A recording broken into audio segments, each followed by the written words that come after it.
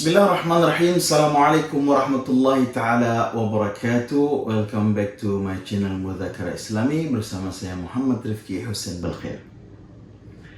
Bismillahirrahmanirrahim. Alhamdulillah, salatu wassalamu ala Rasulillah Muhammad ibn Abdullah wa ala alihi wa sahbihi wa man wala. Wala hawla wala quwata illa billah. Subhanaka la ilma lana illa ma 'allamtana innaka antal alimul hakim. Rabbi syrah li sadri wa yassir li amri wa hlul 'uqdatam min lisani yafqahu qawli, amma ba'du. Alhamdulillah, pada kesempatan yang berbahagia ini kita berjumpa lagi di dalam channel Mudzakarah Islami bersama saya Muhammad Rifki Hussein Belkhair untuk menyampaikan daripada tujuan dan niat kita dari awal terbangunnya channel Mudzakarah Islami ini ialah saling berbagi, mengedukasi, saling mudzakarah dalam kajian-kajian agama Islam, mobil khusus dalam syariat-syariat Allah Subhanahu wa Ta'ala. Alhamdulillah juga pada kesempatan segmen kali ini kita melanjutkan daripada podcast kita, yaitu pembahasan tentang hadis arba'in, tentang hadis 40 karangan Imam Nawawi, yang insya Allah pada segmen kali ini kita sudah masuk ke hadis kelima. Jadi hadis yang pertama sudah dibahas sampai keempat di video sebelumnya, ya, di kajian-kajian sebelumnya. Maka bagi kawan-kawan yang baru bergabung di channel Mudzakarah Islami ini, yang mau mengikuti dari awal, silakan kunjungi channel Mudzakarah Islami. Silakan lihat videonya, jangan lupa like, share, dan subscribe, agar selalu update tentang rilis-rilis video-video muzakarah kita yang insya Allah dapat bermanfaat bagi kita semua tentang agama Islam. Ya, insya Allah segmen kali ini kita lanjutkan daripada kajian hadis kita, hadis arba'in karangan Imam Nawawi, yang insya Allah kali ini kita masuk ke hadis kelima. Ya, insya Allah saya akan bacakan hadisnya dan setelah itu saya akan terangkan. Ya, Bismillahirrahmanirrahim. Al-hadits al-khamis, yaitu hadis kelima, an Ummul Mukminin Abdullah Aisyah radhiyallahu anha qalat qala Rasulullah sallallahu alaihi wasallam man ahdatha fi amrina hadha ma laysa lahu minhu fahuwa raddun. Rawahu Bukhari wa Muslim. Wa fi riwayah Muslim man amila amalan laysa alaihi amruna fahuwa raddun. Ya, itu nas hadisnya, bunyi hadisnya, yang mana artinya ini hadis bersumber daripada Sayyidatuna Aisyah, ya, bersumber daripada riwayatnya Sayyidina Aisyah dari Ummul Mukminin Abdullah Aisyah radhiyallahu anha. Dia berkata bahwasanya Rasul sallallahu alaihi wasallam bersabda, siapa yang mengada-ngada dalam urusan agama kami ini yang bukan berasal darinya, maka dia tertolak. Riwayat Bukhari dan Muslim. Dan di dalam riwayat Muslim, hadis yang di dalam riwayat Muslim yang diriwayatkan oleh Imam Muslim, disebutkan siapa yang melakukan sesuatu perbuatan ibadah yang bukan urusan agama kami, maka dia tertolak, fahuwa raddun. Ya.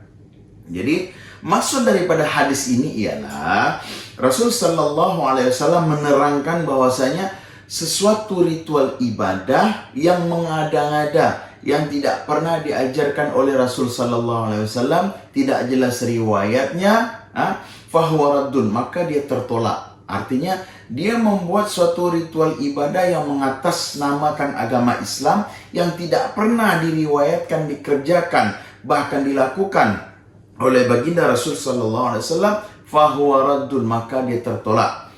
Akan tetapi di sini ada ijma'ul ulama yang membahas khusus tentang perkara-perkara seperti ini. Karena apa? Karena ulama tadi melihat daripada para sahabat juga, mengkaji daripada para sahabat juga yang melakukan ibadah yang tidak ada perintahnya dari Rasul sallallahu alaihi wasallam, akan tetapi Rasul tidak menyalahkan, bahkan membenarkan dan suruh meneruskan, yang dikenal dengan yang namanya bid'ah. Nah, ini hadis ini berkaitan dengan hal-hal bid'ah. Karena isi kandungan daripada hadis tadi, barang siapa yang mengada-ngada dalam urusan agama kami yang bukan berasal darinya, Maksud yang bukan berasal darinya ialah yang dimaksud adalah perbuatan-perbuatan yang dinilai ibadah tetapi tidak bersumber dari ajaran agama Islam. Ya, perlu digarisbawahi, yang tidak bersumber dari ajaran agama Islam, ya, yang tidak memiliki landasan yang jelas atau yang lebih dikenal dengan istilah bid'ah, ya. Jadi kita mencerna hadis ini harus jeli dengan kata-katanya, ya, yang tidak memiliki landasan yang jelas. Maksudnya landasan yang jelas tadi ini di luar daripada konsep agama Islam tersebut dan disematkan di dalam agama Islam, itu yang tidak boleh bid'ah. Akan tetapi tadi saya bilang bahwasanya di dalam agama Islam ijma'ul ulama, ya, kumpulan para ahli-ahli ulama ini tadi, jadi berkumpulnya mereka ini membahas tentang apa itu bid'ah. Nah, sehingga disimpulkanlah bahwasanya bid'ah ini terbagi menjadi dua. Bid'ah hasanah, bid'ah dhalalah. Bid'ah itu suatu hal yang baru yang tidak pernah diajarkan Nabi, yang berkaitan dengan agama. Selama perbuatan itu tidak melanggar akidah dan berdampak positif, ya, karena ulama ini mengumpulkan ijma'ul ulama, artinya berkumpulnya mereka para ulama tadi ini untuk membahas ini, pasti ada rujukannya ataupun contohnya ataupun ibrah daripada sahabat Nabi. Contoh Sayyidina Bilal bin Rabah. Sayyidina Bilal bin Rabah itu diceritakan, dikisahkan ketika Rasul sallallahu alaihi wasallam di peristiwa Isra Mi'rajnya, Rasul sallallahu alaihi wasallam ketika singgah di depan pintu surga, Rasul mendengar mendengar daripada telapak kaki Sayyidina Bilal bin Rabah di dalam surga tersebut. Karena Rasul SAW terhadap sahabatnya sangat hafal. Kalau begini jalannya, oh si fulan. Kalau begini jalannya si fulan. Nah, kebetulan yang Rasul SAW dengar di surga itu ialah telapak kakinya Sayyidina Bilal bin Rabah. Ketika turun daripada peristiwa Isra Mi'raj, Rasul SAW berjumpa dengan Sayyidina Bilal bin Rabah, bertanya kepadanya, wahai Bilal bin Rabah, amalan apakah yang engkau lakukan sehingga aku mendengar telapak kaki engkau di dalam surga sana?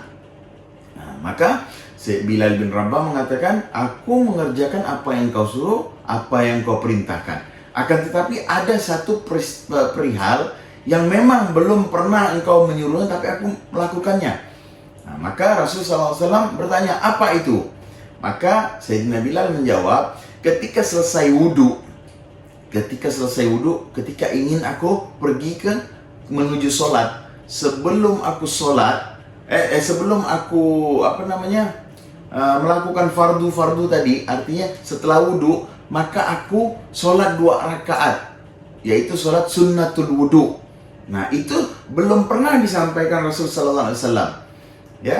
Akan tetapi karena Sayyidina Bilal bin Rabah melakukan itu dan itu bentuknya positif, tidak keluar dari akidah, Rasul mengatakan silahkan teruskan. Bahkan Rasul menganjurkan untuk sholat sunnatul wudhu. Jadi setelah wudhu, sebelum kita sholat wajib, umpama kata kita mau sholat zuhur, habis wudhu kita masuk ke masjid, kalau mau sholat tahiyatul masjid silakan, habis itu kita sholat sunnatul wudhu silakan, baru kita sholat fardu.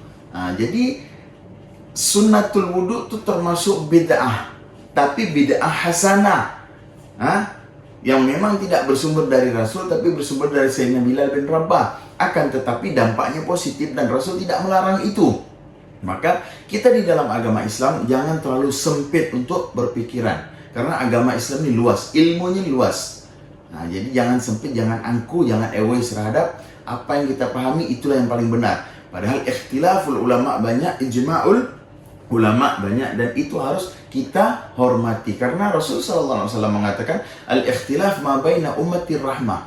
Perbedaan pendapat di antara umatku yang satu dengan yang lain, selama itu tidak keluar daripada akidah, itulah bentuk rahmatnya Allah Subhanahu wa Ta'ala. Ya, yang tidak boleh, yang dimaksud daripada hadis ini ialah bid'ah dhalalah. Bid'ah dhalalah itu bid'ah yang menyesatkan, suatu hal yang tidak pernah diajarkan Nabi, tidak bersumber, tidak jelas dan keluar daripada akidah, yang berkaitan dengan agama, lalu kita lakukan itu. Nah, itu yang tidak boleh. Tapi selama bid'ah itu hasanah, no problem. Karena tidak keluar daripada akidah, tidak keluar daripada agama. Ya, kita contoh sholat tarawih berjamaah. Sholat tarawih berjamaah itu bid'ah. Bahkan Sayyidina Umar mengatakan seindah-indahnya bid'ah ialah sholat tarawih berjamaah. Karena pada zaman Rasul Sallallahu Alaihi Wasallam, ya, sholat tarawih itu masing-masing. Karena Rasul takut kalau seandainya sholat berjamaah tiba-tiba turun wahyu lalu mewajibkan sholat tarawih berjamaah, Rasul tidak yakin bahwasanya umatnya bisa untuk melakukan kewajiban tadi ini. Karena dengan sholat 5 waktu ya banyak yang meninggalkan sholat, apalagi ditambah kewajiban sholat tarawih. Maka pada zaman itu Rasul sholat sendiri, ya, tidak berjamaah. Di zaman Sayyidina Umar, Khalifah Sayyidina Umar, barulah dikumpulkan semua para umat-umat, lalu setelah sholat isya berjamaah langsung sholat tarawih. Dan itu bid'ah. Dan bagi Sayyidina Umar mengatakan seindah-indahnya bid'ah ialah sholat tarawih. Nah, ya kan? Lalu contoh bid'ah hasanah yang lain ialah mushaf Al-Quran. Ya, pada zaman dahulu Al-Quran itu ditulis bukan yang seperti kita baca tadi ini.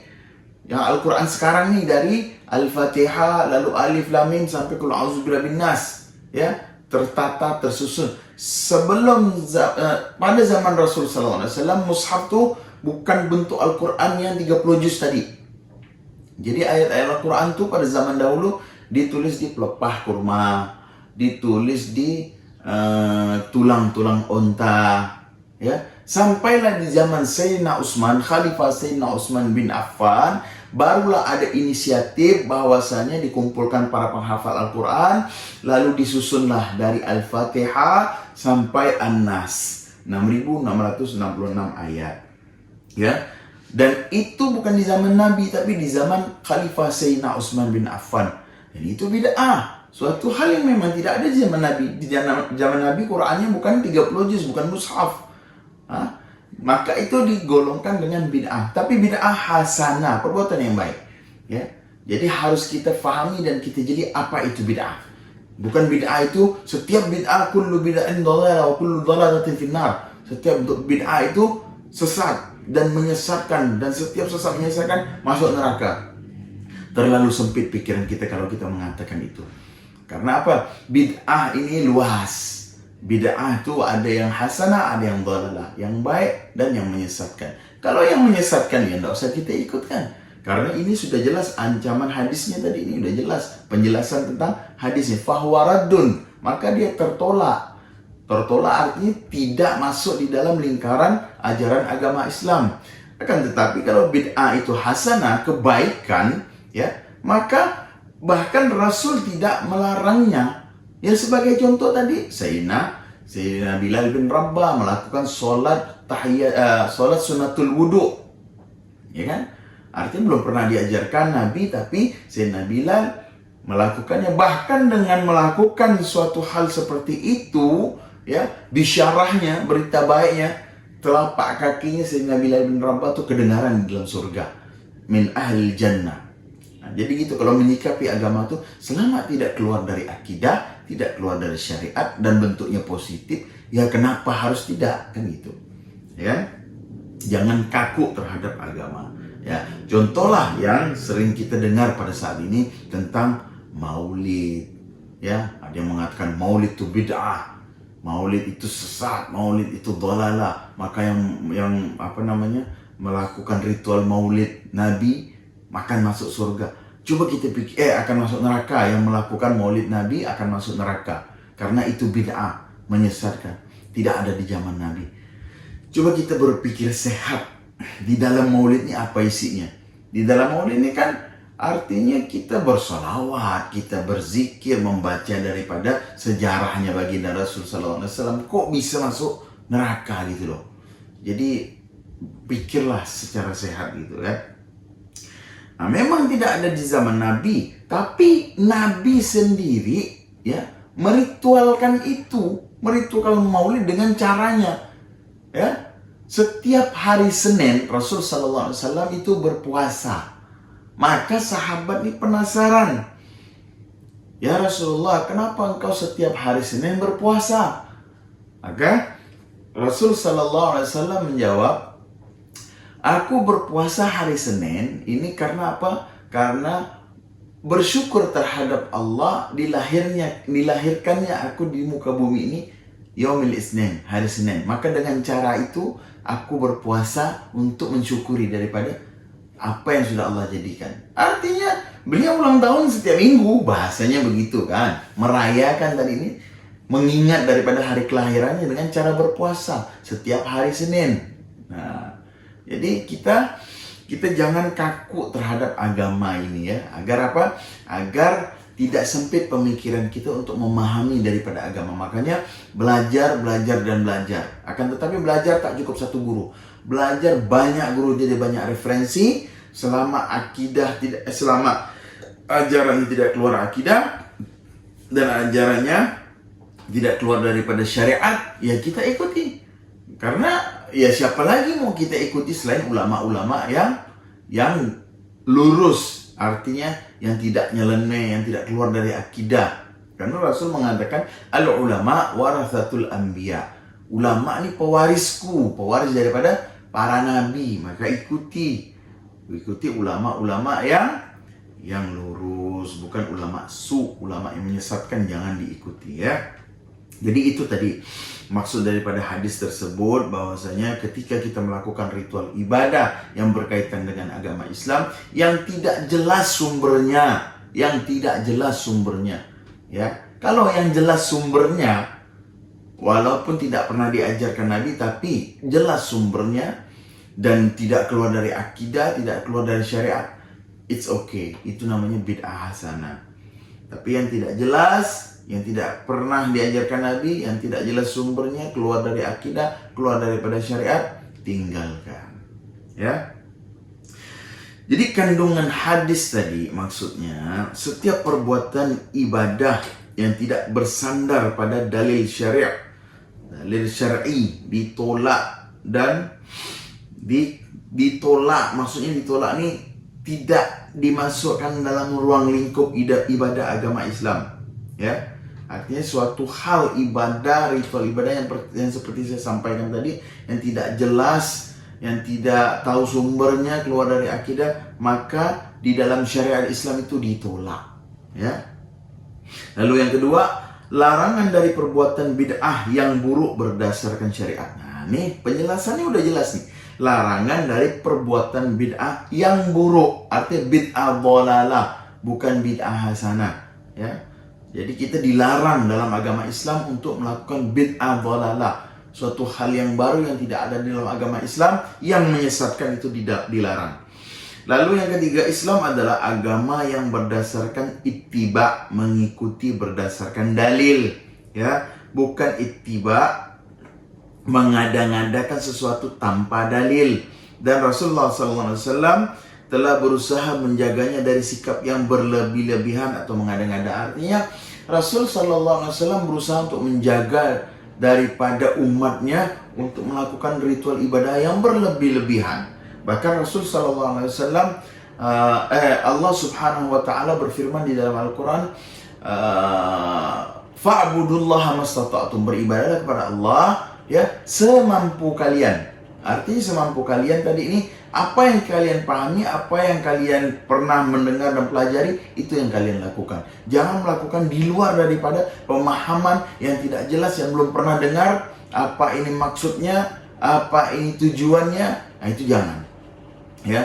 Bukan berarti semampunya kita mampu cuman sholat dalam satu hari 2 waktu, ya kita sholat 2 waktunya. Bukan gitu pemahaman, itu gagal paham. Yang nama kewajiban dia tetap wajib, ya. Lalu yang keempat, kandungan daripada hadis tersebut ialah agama Islam adalah agama yang sempurna, artinya tidak ada kekurangannya. Dari sunnahnya, dari wajibnya, dari semua halnya, insya Allah agama Islam ialah agama yang paling sempurna. Karena sesuai dengan riset, ya, pernah saya dengar riset seseorang yang meneliti setiap agama di muka bumi ini, ya. Saya baca artikel dan orang itu mengakui agama Islam ialah agama satu-satunya yang mengajarkan umat Islam tersebut dari bangun tidur sampai pergi ke tidur, itu semua ada caranya dan tatanannya dan bacaannya. Hanya agama Islam di antara seluruh agama yang ada di muka bumi ini, yang paling sempurna tentang ajaran, tidak kekurangan, itu agama Islam. Karena apa? Dari bangun tidur sudah diajarkan doa bangun tidur. Lalu masuk kamar mandi, diajarkan. Keluar kamar mandi, diajarkan doanya. Berpakaian, ada doanya, ada caranya. Yang kanan dulu, baru yang kiri. Bersisir, ada bacanya. Bercermin, ada bacanya. Mau makan, ada bacanya. Selesai makan, ada bacanya. Keluar rumah, ada bacanya. Menaiki kendaraan, ada bacanya. Bayangkan, ya. Sampai masuk rumah kembali, ada bacanya, diajarkan. Lalu tidur, sampai tidur lagi, ada bacanya. Dan ada tatanannya. Jadi, orang-orang yang riset tentang kesempurnaan agama di muka bumi mengatakan agama Islamlah yang paling sempurna. Dari dia pergi ke tidur, sampai bangun tidur, sampai pergi ke tidur lagi, itu semua diajarkan oleh baginda Rasul Sallallahu Alaihi Wasallam. Tinggal kita umatnya apakah ingin mengikutinya atau tidak. Ya, jadi kesempurnaan ada di dalam agama Islam. Inna dina indallahil Islam. Dan sesungguhnya agama yang di sisi Allah ialah agama Islam. Ya, tinggal kita seorang yang sudah dijadikan orang Islam, bagaimana caranya kita mensyukuri ini dengan menjalankan apa yang udah Allah perintahkan dan menjauhi daripada larangan Allah Subhanahu wa taala. Agar apa? Agar ini kembali lagi, flashback lagi dengan kajian saya yang sebelumnya, agar kita menjadi seseorang yang disematkan oleh Allah Subhanahu wa taala predikat orang mukmin. Ya, tidak cukup kita menjadi orang Islam. Karena Islam saja belum tentu dia bisa mukmin, tapi kalau orang mukmin sudah pasti Islam. Ya. Karena apa? Karena di dalam Al-Quran menyerukan daripada orang-orang mukmin, bukan orang-orang Islam. Semua ayat Al-Quran coba baca. Ya ayyuhalladzina amanu, ya ayyuhal mu'minun. Semua tentang orang-orang mukmin. Yang diserukan, yang diteriakkan, itu orang mukmin, bukan orang Islam. Maka dari itu, belajarnya kita di sini, ya, kajian ini, ya, maupun kajian yang lain agama, kajian majelis-majelis taklim agama Islam, itu untuk belajar bagaimana kita menjadi orang mukmin, ya, orang mukmin, orang yang beriman, orang yang percaya menjalankan. Tapi kalau kita percaya dengan Allah, percaya dengan Nabi, percaya dengan kitab, percaya dengan Rasul, percaya, ya, tapi tidak menjalankan apa yang kita percayai, itu artinya kepercayaan kita dusta. Perlu dipertanyakan. Yang seharusnya seseorang itu apabila percaya, apabila beriman, maka dia akan melakukan apa-apa perintah daripada siapa yang dipercayanya. Nah, maka dari itu, selaku orang Islam yang sudah dijadikan Allah Subhanahu wa taala orang Islam, kejar predikat mukmin ini. Nah, karena ya sebagaimana kajian saya sebelumnya kan, ada yang namanya Islam, ada yang namanya iman, ada yang namanya ihsan. Nah, ini 3 step tadi. Islam artinya kita sudah masuk di fase pertama. Kita bersyukur dijadikan Allah Subhanahu wa taala Bani Islam, anaknya orang Islam. Itu bersyukur yang amat luar biasa, ya. Setelah itu kita dijadikannya orang, kita kejar predikat orang beriman, mukmin, ya. Setelah Islam kita kejar predikat mukmin, orang yang beriman, artinya orang yang menjalankan apa yang sudah diperintahkan Allah dan Rasulullah. Lalu bagaimana caranya kita menjadi orang yang ihsan? Artinya kaitan tauhid kita kepada Allah Subhanahu wa taala dengan keimanan tadi. Macam mana caranya kita bertauhid dengan ihsan tadi ini?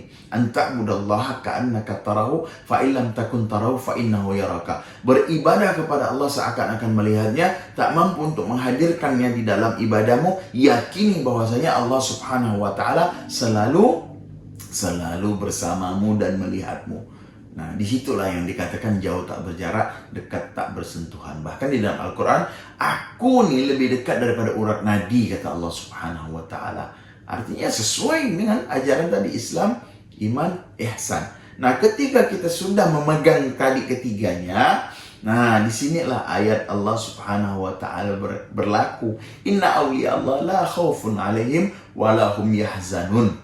Sesungguhnya orang-orang yang dikasihi Allah atau kekasih Allah, la khaufun alaihim, tidak sedikit daripada keraguan, ketakutan, bahkan kesedihan di dalam hati mereka. Karena apa? Di dalam hati mereka ada Allah. Di mana-mana ada Allah. Di mana mereka memandang, fa'ainama tuwallu wujuhakum fathamma wajhullah. Di mana mereka memandang, di situ ada Allah. Allah menyatu dalam hatinya, bersamanya. Nah, orang-orang seperti ini, orang-orang yang sudah menjalani daripada ketiga kunci untuk menuju daripada Allah Subhanahu wa Ta'ala, ya. Ini kita kaitkan sedikit masalah tasawuf karena ya penting tasawuf dalam kehidupan kita.